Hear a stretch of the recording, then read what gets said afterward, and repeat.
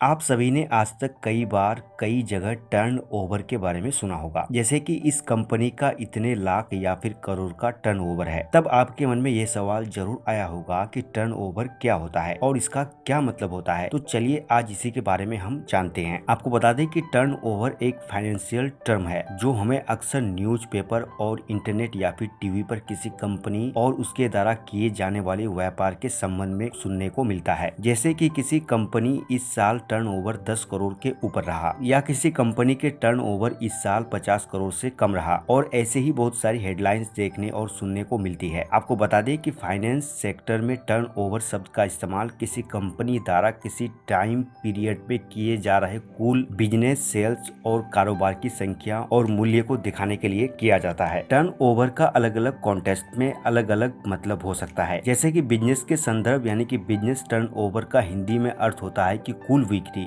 यानी कि net cell. HR management में संदर्भ टर्नओवर का मतलब होता है कि एक टाइम पीरियड में कितने कर्मचारियों ने जॉब छोड़ा और उनके बदले कितने कर्मचारियों को जॉब पर रखा गया। इसे एम्प्लॉय टर्नओवर रेट कहा जाता है। तो यहाँ ध्यान देने वाली बात यह है कि टर्नओवर शब्द से हम किसी भी कंपनी के एक साल में कुल किए जाने वाले कारोबार यानी कि नेट सेल के बारे में ही बात कर रहे हैं। आपको बता दें कि टर्नओवर से हमें बहुत आसानी से किसी भी कंपनी या फिर संस्था द्वारा किसी टाइम पीरियड्स में किए जाने वाले कारोबार का पता चल जाता है और हमें दो कंपनी के कारोबार में अंतर को समझने में आसानी होती है। एक ही प्रोडक्ट या फिर इंडस्ट्री में काम करने वाले दो कंपनी के टर्नओवर को देखकर आसानी से समझा जा सकता है कि कौन सी कंपनी बेहतर काम कर रहा है। तो अब आप अच्छे से समझ गए होंगे कि टर्नओवर क्या होता है और इसका मतलब क्या होता है।